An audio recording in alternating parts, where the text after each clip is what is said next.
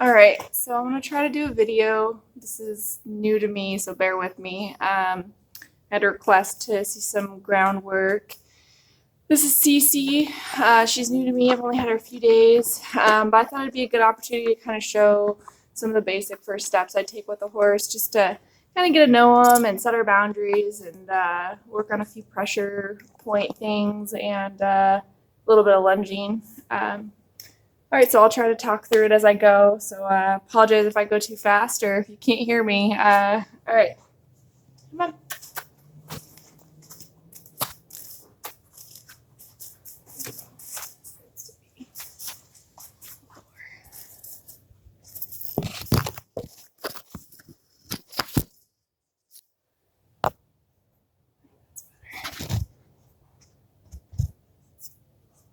Okay.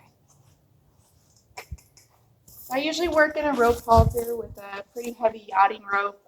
It's not necessary, but it just makes it a little easier.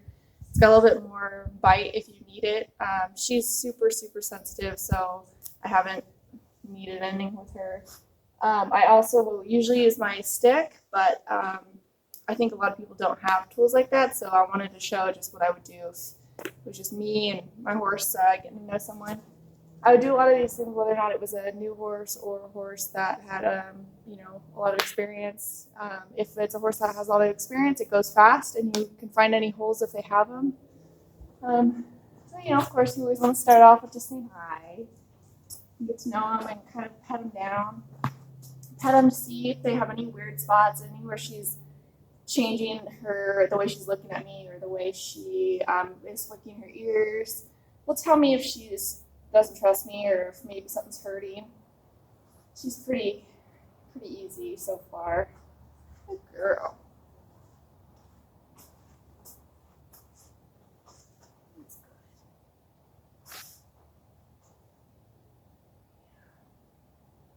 If I was to find a spot where she moved away from me or kind of hesitated, I would just pursue that area until she stopped moving her feet. And as soon as she stopped moving her feet, I would release pressure by stepping away. And that's just showing her that I'm looking for the right answer. The right answer is don't move away from me. As soon as she shows me that, I'm gonna quit. The next thing I will do with them is I want to see how she moves off pressure. So usually a good one to start with is back. It's usually pretty standard. If she weren't to move off that pressure, I would take my fingers and put them on the bridge of her nose and just apply a light bit of pressure and just slowly increase the pressure until she moves off of it, and then pet her to a stop. And obviously she does that one pretty well. And then the next one is we want to move her front end away from us. So I'll take, again, my fingers and put them right behind her jowl right here and just apply some pressure, and she moves right off. So that's good. Again, if she wouldn't have done that, then I would just keep adding pressure here. Usually you'll find even the most stubborn horses will move off the pressure there because it's kind of a pressure point. Do that with both sides. Girl. And if I was to find a lot of resistance here with this, I would continue to do it until she was moving off lighter and lighter until I felt confident that she had it on lockdown. And then from there, you can graduate up the same front end movements, but applying it as if you were a rider. So you would be sitting here, and your foot would be in the cinch area. So I would put pressure on her, and she's spooking a little bit, and that's fine. Apply pressure, and if she's not getting it, I'm giving her that spot up front, and that's just to help her kind of figure it out. So again, I know it's hard to see. I'm going to apply it here on the cinch area, and then follow with the throat latch.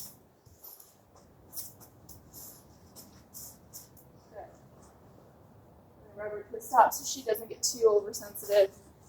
Something that I have become very mindful of with a lot of the reining training that I've gotten and seeing how backed off horses are getting. If I'm working with the front end at all like that, I personally will not stop until I get a crossover. So like until her left foot goes over the front. because that's showing me that she's moving forward, and I want to encourage that behavior.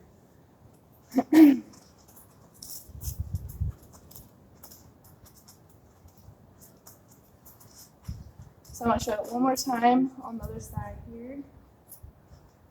And if you're having a hard time with your lead rope, and if you're in a semi-safe environment, you can also throw it over the neck. So it's still easy to grab, or you can just hold it here, and you're not having to deal with all the different things. Again, I'll apply pressure here. Good. She gave me a front crossover. That's good. So obviously, she did that really well. So in my opinion, if you can't do these few things with your horse on the ground, you shouldn't be getting on them. And really, those are the groundwork for going into lunging, going into riding. I mean, if you can do these things on the ground, when you get on, it's just going to be the next step for those cues. Another one is the hind end. And that's usually a lot easier because they want to kind of move that away. And I'm just using my hand kind of back behind where the cinch would be. And she moves right off. If she wouldn't have moved off, then I would come up here in this flank area. And again, this is a pressure point. And obviously it took almost nothing because she did it without the pressure point. And then the biggest thing is when they start moving like that. So she's starting to get a little nervous because she wants to know what I want to know next. She's a little bit of an overachiever. She gets a little bit nervous when I start asking her for a lot of things. So it's okay, just take a breath. She's licking and chewing, that's a good sign. And just make sure you pet her a lot, and make sure, especially if you go to using a pressure point, that you pet down that area so she knows just because you touched her there or you pushed or you got a little forceful, it doesn't mean, we're not friends still. So once those things are aligned, I guess another one I like to use in preparation for lunging, Pirelli calls it the yo-yo game, I think, is you do this guy, and then you start wiggling it, and it gets her going back. And go back to the finger, wiggle the wrist, wiggle there. And as soon as she gives you that moving her feet, you want to stop the pressure. And then go back to phase one of the finger on up. And then there, good girl. And then you can bring her back into you. Good girl. That game isn't totally necessary, although I find it useful in a lot of aspects. It gives you a tool to kind of send her out of your space pretty easily and quickly if you needed to. But a lot of times if I'm trying to work quickly with a horse, I will just forego that, and I'll just send them backward a step and then apply the pressure here and the pressure at the shoulder like we just talked about. And then as soon as she gets that open, I'll apply the forward pressure and then send her forward. And sometimes it's really good to just do that a couple times. You don't have to go straight into lope and circles, especially if you have a hot horse. I'd almost say don't do that. I do a lot of the send-offs, come back, send off, come back. If you have a super lazy horse, then, maybe let them go a little further. But it's good to just practice that send-off. So again, I'll show you because that was a little sticky. So I use that pressure point on the neck I showed you, push her out, and then send her forward. Good. And again, if you were encouraging that front crossover, it's going to be a little easier to send off because she's already moving forward. Come on. Good. I try to lunge pretty quietly if I can. So something I learned from the Pirelli method of training was let them make the mistake. And actually that came up with the reining stuff as well, the same philosophy. Let them make the mistake. It's almost like open that door, and if they don't go through it, don't get mad, but just start back over and do it again. And you'll find yourself, the horse will eventually figure out what the riding answer is. And they're going to get more bored of constant stopping. They're just going to want to go. And a lot of times, horses aren't doing any of this because they're bad. They don't know.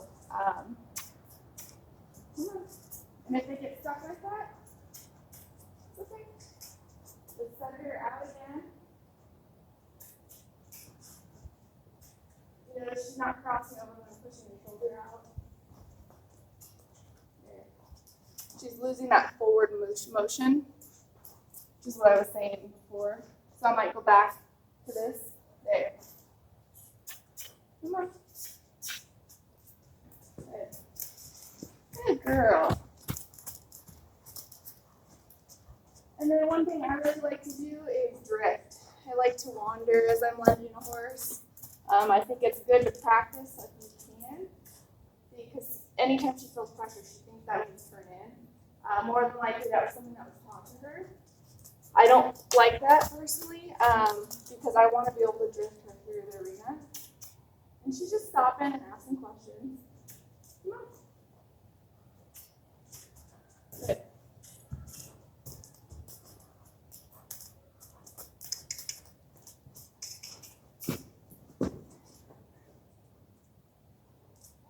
Notice she's stopping in the same spot too, so I'm going to start.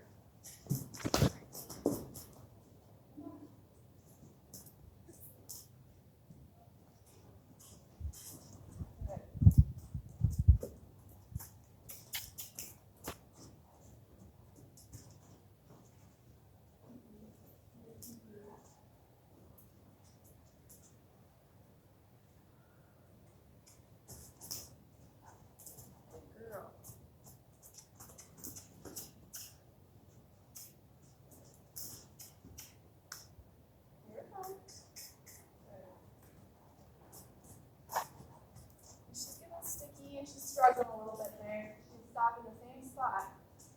You're fine.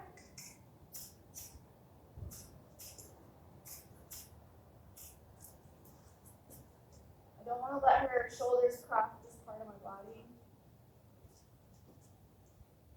That's going to start switching directions. Come on.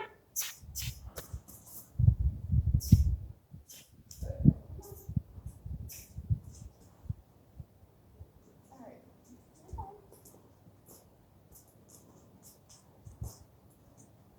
If you get to a spot like that where they're just stuck, it's okay. Just take a walk. Let them get out of that mindset.